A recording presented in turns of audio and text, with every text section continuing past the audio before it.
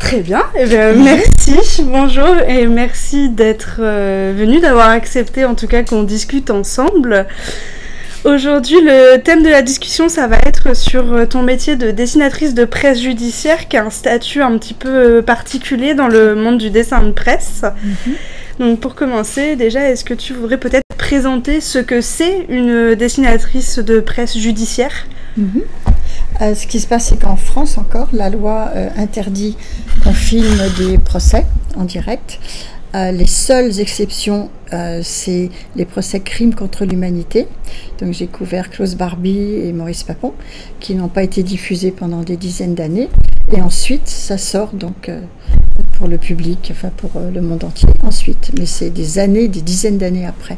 Et là récemment, anecdote, bon, des amis me disent, t'as vu, tu t'es vu, t'as regardé, je dis non, j'ai vécu ça, j'ai pas du tout envie de revoir ça, non, sauf que je regrette, j'avais un pull que j'aimais beaucoup, qu'est-ce que j'en ai fait? Voilà. Mais non, j'avais pas du tout envie de revivre ça, pas du tout, non. Donc comment est-ce que ça fonctionne un peu, comment est-ce que ça s'organise le travail lors d'un procès? Alors déjà, moi je travaille pour France Télévisions, avant j'ai travaillé pour la presse locale à Nantes, Presse Océan. Et il faut forcément une accréditation. Voilà, vous êtes accrédité. Donc vous avez la carte. Ça, c'est le ministère de la Justice. Hop là, regarde. Donc la carte de presse et puis celle-ci. Donc quelle est la différence entre les deux cartes? Celle-là, c'est grâce à Monsieur Pierre Truche, qui était l'avocat général du procès Barbie. J'avais pas de client entre guillemets pour le procès Papon. Et il m'a fait faire cette carte et je le remercie beaucoup. Enfin, ça m'a pas donné grand-chose, mais quand même. Et ça m'a permis de faire le procès Papon, mais à perte, puisque j'avais pas de clients. Mais ça m'intéressait. L'histoire de cette époque-là m'intéressait. Et j'ai dû partir plus rapidement. J'ai eu un petit peu de dessin sur le Sud-Ouest, mais en fait, j'avais pas du tout les moyens de continuer à payer l'hôtel et tout ça. Et en plus, on m'avait volé mon sac sur un parking et j'ai dû rentrer chez moi plus vite. Mais bon, voilà. Mais j'ai quand même fait quelques jours au procès Papon. Et c'est là où j'ai rencontré Rhys, que j'admire énormément, qui était un dessinateur de Charlie, qui est toujours vivant, heureusement. Rescapé, oui. Et on s'est très bien entendus tous les deux. Et voilà, donc je l'ai rencontré. Un jeune gamin avec une chemise écossaise au procès Papon. Et comme un gamin. Et heureusement qu'il était là pour me faire rire. Heureusement. Voilà. Je crois, donc là on parle de votre présence déjà dans le monde du dessin de presse, mais il me semble que votre arrivée dans ce domaine est un peu particulière. Coup de chance. Je vous écoute.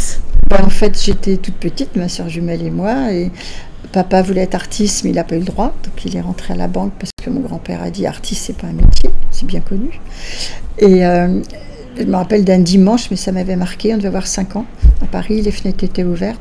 Et papa nous met de la musique classique et nous fait dessiner Le Petit Prince. J'ai l'impression que c'est là où j'ai eu le déclic de dessiner. Vous viviez en France? À Paris, oui, né en France, oui. Et je n'étais pas encore partie aux États-Unis. Et là, en fait, on a été, je trouve que, j'espère que d'autres enfants auraient ma chance, c'est qu'on était vraiment soutenus pour dessiner, aussi bien par papa que nos grands-parents, que tout ça. Si on avait besoin de carnets, on a été élevés vraiment dans la création, quoi, en fait. Oui. Donc ça, c'est un coup de chance. Oui. Et donc c'est une envie d'être dessinatrice de presse Sans doute, oui, un coup de cœur, quoi. Et puis j'ai commencé à faire des dessins de mode. Et ma tante, qui était française, avait rencontré un soldat américain à Saint-Nazaire. C'est long l'histoire, déminage des bombes de Saint-Nazaire. Elle s'est mariée qu'à l'américain, et c'est un peu comme ça que je suis devenue américaine. Donc on allait au PX à Saint-Nazaire, et on a eu les premières Barbie, les poupées Barbie. On n'était pas encore en France. Et là j'ai commencé à faire du dessin de mode avec mes poupées Barbie. Donc mon idée c'était, je vais être dessinatrice de mode. Et en fait ça a tourné autrement. Alors comment c'est arrivé? Alors j'ai fait, ma soeur jumelle et moi on a fait 3 années d'école d'art graphique à Paris, une école extraordinaire, école du livre, la reliure, et aussi dessin publicitaire, anatomie, sculpture, enfin une chance. Presque tous les profs étaient des prix de Rome, ce qui était énorme. C'était une école publique gratuite, et j'ai pas fait du tout les beaux-arts et je regrette pas. Et ensuite, après avoir eu mes diplômes, je suis allée avec mon petit cartable. J'avais gagné un prix déjà, mais bon. Et j'allais un peu pour vendre mes dessins de mode. Et c'était non, il n'y a pas de budget, Et à un moment, avec une amie, comme ma tante était partie vivre en Amérique, toutes les deux, on a dit, et si on partait en Amérique, en vacances? Donc on a mis de côté des sous, je faisais des dessins, maman à la banque, elle vendait des dessins que je faisais, enfin voilà. Et je me suis retrouvée, j'avais 17 ans, oui, aux États-Unis.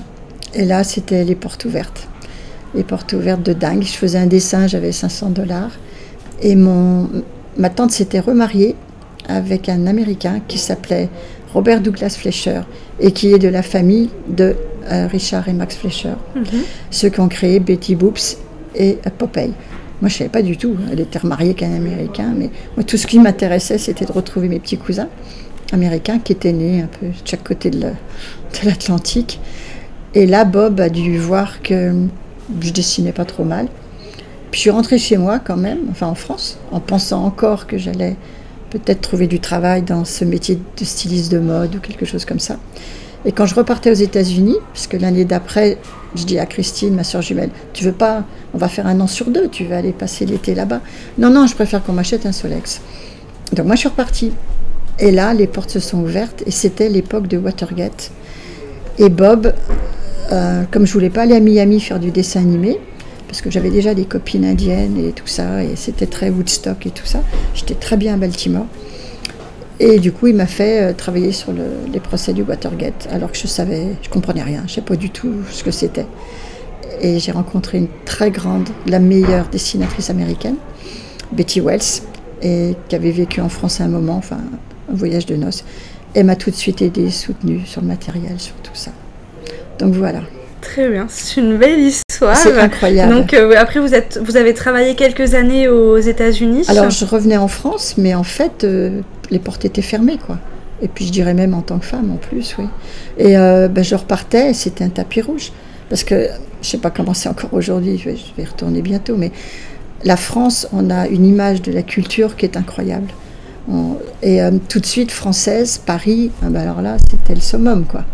Et moi, je ne me rendais pas compte. Mais c'est vrai que très, très bonne image de la France, surtout de la culture. J'ai dû relire mes livres d'histoire, parce qu'il y en a qui savaient plus que moi sur l'histoire. Donc je disais à ma grand-mère, Mimine, s'il te plaît, envoie-moi un livre d'histoire, parce que là, on m'a fait une colle et je ne sais plus, la reine machin. Donc voilà, il y a eu ça. Vous avez travaillé sur beaucoup de procès, du coup, au fil du temps. Est-ce qu'il y en a qui vous ont marqué particulièrement, ou ça a été peut-être dur d'y assister, parce que vous y êtes tout du long? Oui, tout du long. En fait, le pire de tout, j'ai quitté l'Amérique parce que Baltimore était la ville la plus criminelle. Et je me rappelle qu'un douanier un jour m'a dit, qu'est-ce qu'une Française vient faire à Baltimore, la ville la plus criminelle? J'ai répondu, c'est pour ça que je suis là. Donc, voilà. Et donc oui, j'ai eu ras-le-bol de la violence, je dois dire quand même, c'était vraiment terrible. Et puis je suis arrivée en France et j'ai fait Klaus Barbie grâce à une amie qui travaillait à l'AFP. Là, c'est le pire. Le crime contre l'humanité, c'est le pire de tout. Voilà. Il ne faut pas faire cocotte minute, c'est un peu ma phrase, il faut faire attention, quoi. Comment est-ce qu'on arrive sur des procès donc, comme celui de Klaus Barbie par exemple, à rester neutre, puisque dans vos dessins on ne doit pas forcément ressentir votre position? J'ai vu des femmes qui avaient témoigné, donc les seules rescapées qui avaient 90 ans, pleurer devant mes dessins. Quand je fais des expositions sur ça, j'ai une dame, on a dû lui mettre une chaise, elle avait pris mon livre et je lui dis, est-ce que vous l'achetez? Elle me regarde et elle me dit, Auschwitz. Donc évidemment que je lui ai donné mon livre, voilà, des choses comme ça qui restent. Donc c'était très très dur le procès Barbie. En plus on les avait en face de nous, les femmes, plutôt des femmes, qui étaient d'un calme incroyable. Et quand elles arrivaient devant nous, donc elles avaient Klaus Barbie à leur droite, puis l'avocat général en haut. Enfin, et moi ce que je faisais, c'est que je les regardais et je respirais doucement avec un sourire, comme ça on ne me voyait pas. Mais c'était le plus dur de tout. Oui. Vous avez des contraintes à respecter sur des procès comme ça, des choses à ne pas, qu'on vous interdit de dessiner, ou au contraire qu'on vous demande? Ah non, on ne me demande rien. Vu que déjà j'avais des années en Amérique. Non, moi c'est pas de la caricature, d'ailleurs je trouve pas ça drôle ces procès-là, donc j'ai pas envie de faire de la caricature, mais Charlie, tout ça, ils ont bien raison, chacun a son style. Je travaillais avec Rhys ou avec Tinius, Bernard. Lui, il me faisait rire pendant que moi, j'avais du mal à tenir le coup, quoi. Voilà. Donc, non, on n'a pas de contraintes, donc ça va. Par contre, les mineurs, non, on ne les dessine pas. Oui. Les enfants mineurs, comme l'affaire des Outreau, par exemple, non, on ne les dessine pas. voilà. Mais c'est passionnant. Voilà. Oui, c'est très intéressant. Je vois d'ailleurs que vous avez ramené votre attirail. C'est ma cartouchière américaine. Alors c'est ma grand-mère qui venait passer l'hiver parce qu'elle était toute seule en France. On était tous partis là-bas. Là-bas. Ah oui. Donc ça, voilà. La petite mémé. Donc ça, vous l'avez autour... Je peux me lever? Vous pouvez. Alors, donc ma petite grand-mère venait passer l'hiver en Amérique avec nous tous parce que sinon la pauvre était toute seule. Du coup, elle me fait ça. Cette ceinture a une histoire. C'est que je suis chez moi faire mon repassage, un mois d'avril, je ne sais plus quelle année. Et je fais mon repassage tranquille. Et en Amérique, tous les mois à peu près, même un peu moins, il y a une sirène à la télé en cas d'urgence. Une guerre, un machin, enfin on ne sait pas. J'arrête de repasser quand même, il fait très beau, mois d'avril. Et j'appelle la télé, je dis, qu'est-ce qui se passe? Là, il y a un truc, il y a une alerte. Oui, oui, on vient de tuer Reagan. Attentat de Reagan. Oui, je crois que c'était Reagan. Oui, oui. Et moi, j'habite à 1 heure de Washington. Et c'est là qu'ils ont arrêté l'accusé. Et je me dis, je prends ma vieille Ford pourrie. Et donc, j'arrive là-bas. Et puis, il me dit, non, on n'y va pas, Dominique, c'est pas la peine. On va filmer. Et moi, j'arrive, le procès est fini. Je me dis, bon, je vais voir le décor. Puis après, je vais essayer de remplir d'après les photos. Et le procès recommence. Et là, j'ai un dessin de l'accusé. Pas très bien placé, mais bon. Je repars, je récupère ma voiture. Et 1 heure de route, j'ai mon dessin sur mon volant. Voiture automatique, heureusement. Et tac, tac, tac, je dessine en roulant. Et donc, j'arrive à ma rédaction, à Baltimore. Et le rédacteur chef ne me regarde pas. Il me dit, t'inquiète pas, Dominique, on sait que tu étais là-bas et que tu n'as pas d'image. Et alors, c'est presque journal télévisé, 18h. Et j'ai même mon dessin. Ah non, mais tu montes là-haut tout de suite. Je monte. Et pendant le journal en direct, j'ai le dessin, je suis comme ça. Je viens de me faire 1 heure de route dans les bouchons. Et puis, ben, j'ai le seul dessin, puisqu'ils n'ont rien eu, puisqu'ils ont cru qu'ils allaient filmer. Sauf que, avec ce qui s'est passé avec Kennedy, ils l'ont amené par hélicoptère. Donc, ils n'avaient aucune image de l'accusé qui avait tiré coup de folie sur Reagan. Donc ça, c'est le moment, oui, le plus incroyable qui m'est arrivé. Mais on a eu l'image quand même, voilà. Comment vous vous organisez du coup quand vous êtes dans la salle d'audience? Est-ce que vous avez un coin dédié? Est-ce que vous êtes parmi les visiteurs, si je peux dire? Non, on pourrait pas. Ben, enfin, je sais pas si on peut voir mon clone. On peut, alors voilà. on le voit. C'est ma soeur jumelle, mais en fait c'est moi.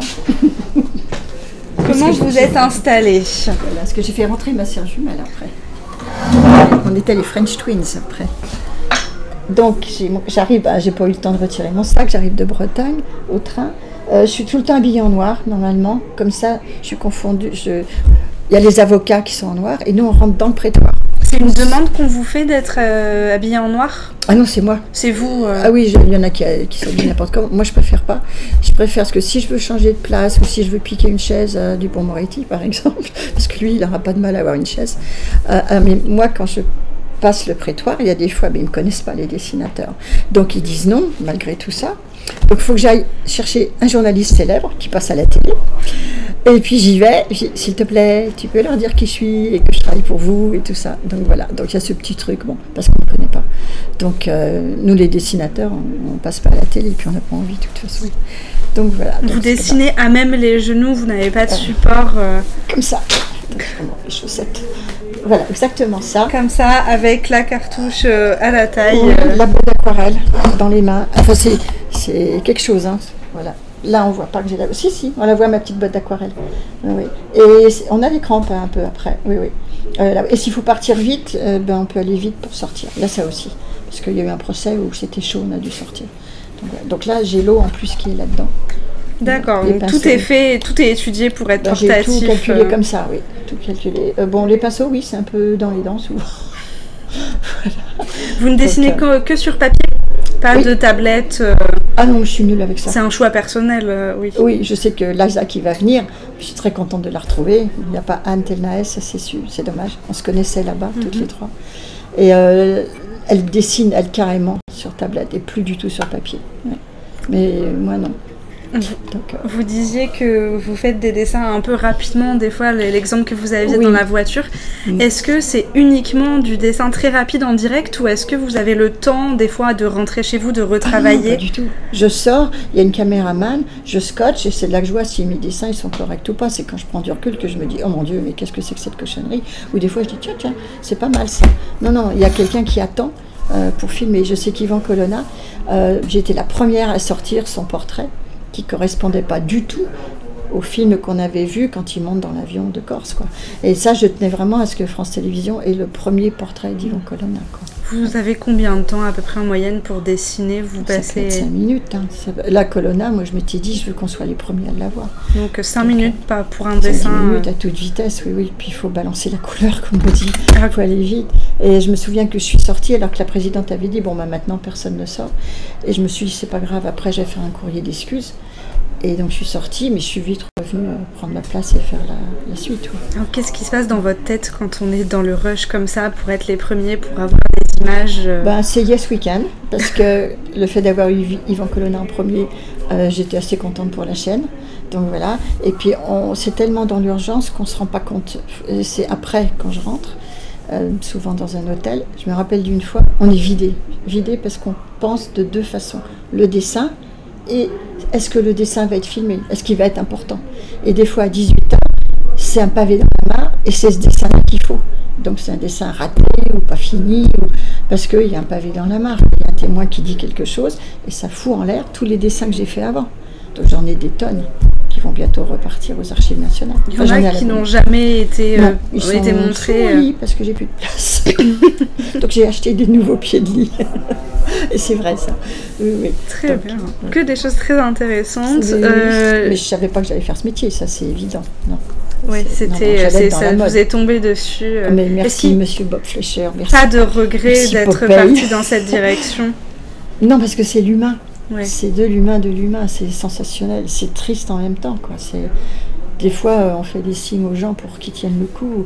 Un des pires aussi, c'était les bébés congelés, l'affaire Courgeot. Ça, je suis tombée dans les pommes, en fait. Enfin, j'entendais, et puis c'était autopsie, mais je ne vais pas vous raconter, des bébés.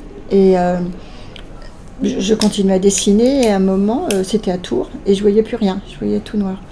J'ai dit à Benoît, tu peux ranger mes jouets, s'il te plaît? Et je me suis dit, là, il faut que je sorte, que je passe. Bon, je savais très bien comment c'était, le public. Je suis sortie, c'est les gendarmes qui m'ont... Je me suis écroulée sur un banc.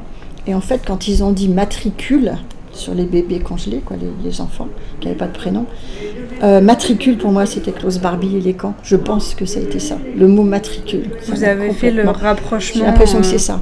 Mais j'ai réussi presque dans le noir, quoi. Mais je ne suis pas tombée dans les pommes. Parce que si tu tombes dans les pommes, ma vieille... Ça va être ça, la une du journal ce soir. Et il faut pas que tu tombes dans les pommes, parce que la dessinatrice, voilà, ne tient pas le coup, un truc comme ça. Et on aurait oublié le sujet, quoi. Donc, mais les gendarmes, ils sont adorables. Puis je savais qu'ils étaient là, à la petite porte. C'était la seule fois où vraiment là, c'est arrivé d'un seul coup. On ne prévient pas, quoi, ça ne prévient pas. Parce qu'on écoute en même temps qu'on dessine. Oui, il faut réussir à activer l'écoute et le dessin en même temps. Voilà, c'est deux pensées différentes. Et souvent, je me suis fait le palais de justice de Paris, donc l'ancien, parce qu'après j'ai arrêté. J'aimais pas le nouveau, il n'y avait rien d'intéressant à dessiner. Enfin, puis j'aimais pas. Je quittais ma journée, on avait filmé tout, le camion était reparti, parce que c'est une régie qui vient avec un camion de télé. J'ai fait le palais de justice, place d'Italie, à pied, parce que je ne me voyais pas prendre un bus. Voilà. Puis après, c'est des cauchemars. Un truc incroyable, c'est procès Barbie. L'AFP m'offre un hôtel de luxe, place Bellecour, en face de la Gestapo. C'est-à-dire en face de la mairie, de Lyon. Mais c'était le centre de la Gestapo. Et je me dis, d'accord, je suis dans le luxe, j'ai des beaux peignoirs, il y a tout ce qu'il faut. Mais quand j'ouvre ma fenêtre... Moi, c'est pas l'Amérique, je vois. C'était ce qui s'est passé pendant la guerre. En tant que... Je vais avoir une dernière question, et puis après, je vous laisserai rajouter des choses. Vous êtes un petit peu une vétéran, si je puis dire, dans le domaine, puisque ça fait plus de 40 ans. Donc, vous avez publié un livre qui retrace sans éditeur. 40 années. Donc, c'est de l'auto-édition. Oui. 40 ans de procès au bout du crayon. Comment est-ce que vous voyez, avec toute l'expérience que vous avez eue, l'avenir du métier de dessinateur de presse judiciaire? J'aimerais que ça continue, le dessinateur, parce que je trouve qu'on est assez discret. Si c'est filmé pour l'histoire, et comme au procès Barbie Papon, c'est des petites caméras partout qu'on ne voit pas, ça c'est bien si c'est des procès pour l'histoire. Mais sinon, oui, moi je pense que les dessins de presse comme Daumier et tout ça... je sais que les gens, on dirait presque que même les victimes, ils sont contents de nous voir dessiner. On a l'impression que, je ne veux pas dire qu'on apaise l'horreur qu'on a autour de nous, mais oui, on n'est pas des clowns, mais il y a quelque chose du dessin. Je me suis vue des fois dans les halls dessiner avec un petit garçon qui était une victime, et on dessine ensemble. Je ne sais pas si on met un petit peu d'air frais là-dedans, mais je sais pas, j'ai vu Yvan Colonna une fois qui me faisait un sourire, ou une magistrate qui avait une trousse avec un Mickey. Et elle me voit, puis c'était Madame Drey, une magistrate extraordinaire, elle me regarde, puis elle me fait « Non, non. » Voilà, un Mickey sur une trousse, voilà, c'est le petit truc. J'aime bien utiliser des petits objets qui ne devraient pas être là un peu. Et mon oncle, donc Bob Fleischer, Robert Douglas Fleischer, m'a dit surtout, quand il m'a assise à Baltimore dans une salle d'audience, il m'a dit « Tu me fais des plans, tu vois Betty Boop, tu vois Popeye, il y a des calques. » Et j'avais pas voulu aller là-bas en Floride. « Tu me fais de la profondeur. » Donc là, dans mes dessins, je resserre tout, mais c'est pas à la bonne place. Je vais, pour le caméraman derrière, d'ailleurs ils aimaient bien quand c'était moi, je vais faire plein de profondeur, comme du dessin animé en fait, pour qu'ils aient de quoi s'amuser au montage, voilà, avec mes dessins, et pas juste, voilà, je resserre tout. Même c'est là, mais c'est déplacé, je descends les lampes, je mets des bureaux devant, mais je triche, mais pas vraiment, voilà. Alors, qu'est-ce que vous diriez aux jeunes, peut-être futurs dessinateurs de presse, si vous aviez un message à leur transmettre? C'est passionnant, c'est très difficile mentalement, mais en même temps, il y a des beaux moments. Et puis, c'est de l'art. Et puis, oui, voilà, c'est de l'histoire, c'est de l'art, c'est la justice, c'est l'humain. C'est l'humain, voilà.